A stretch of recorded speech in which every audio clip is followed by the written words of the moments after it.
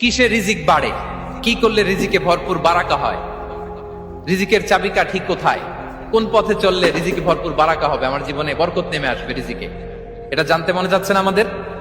হ্যাঁ, কষ্ট হচ্ছে আপনাদের? কষ্ট হচ্ছে? তাহলে কি করলে রিজিকে ভরপুর বারাকা হয়, কি করলে আমার জীবনে ভরপুর বারাকা নেমে আসে, এই পয়েন্টটাতে আমরা একটু আলোকপাত করি। যেসব কাজ করলে আমাদের জীবনে রিজিকে আসমানি বারাকা নেমে আসবে, আমাদের রিজিকে আসমানি বারাকা নেমে আসুক, আমরা চাই কি চাই না? সবাই আমরা চাই নিশ্চয়ই। যে কাজ করলে রিজিকে আসমানি বারাকা আসে, এর এক নম্বর হচ্ছে তাকওয়াল্লাহ, আল্লাহর ভয়। আল্লাহ তাআলা বলছেন, ওমাই ইয়াত্তাকিল্লাহা ইয়াজআল লাহু মাখরাজা ওয়া ইয়ারযুকহু মিন হাইসু লা ইয়াহতাসিব।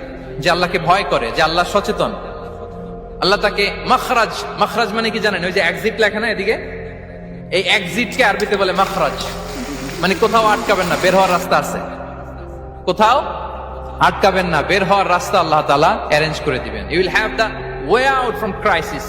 ক্রাইসিসে পড়লে, সংকট মোমেন্টে আল্লাহ তাআলা ওখান থেকে এক্সিটের ব্যবস্থা আপনাকে করে দিবেন। ওয়া ইয়ারযুকহু মিন হাইসু লা ইয়াহতাসিব, এমন জায়গা থেকে আল্লাহ তাআলা রিজিকের ব্যবস্থা করবেন যে সে কল্পনাও করে নাই। এরকম অনেক সময় হয় না যে আমি ভাবিও নাই যে এখান থেকে আমার রিজিকের বন্দোবস্ত হতে পারে, কোত্থেকে যে রিজিক চলে আসলো, এরকম জীবনে মাঝে মাঝে হয় কি হয় না? ব্যবস্থা করেন কে? যারা আল্লাহ তাআলাকে ভয় করে, যারা আল্লাহ সচেতন, তাদেরকে আল্লাহ তাআলা স্পেশাল রিজিক দিয়ে ধন্য করেন। তাকওয়াল্লাহ। পুরো কোরআনের মূল শিক্ষা কি? পুরো ইসলামের এসেন্স কি, জিস্ট কি, সারাংশ কি যদি আমাকে জিজ্ঞেস করা হয়, আমি বলবো তাকওয়াল্লাহ, আল্লাহর ভয়, আল্লাহর সচেতনতা। Allah is watching me, Allah is observing me.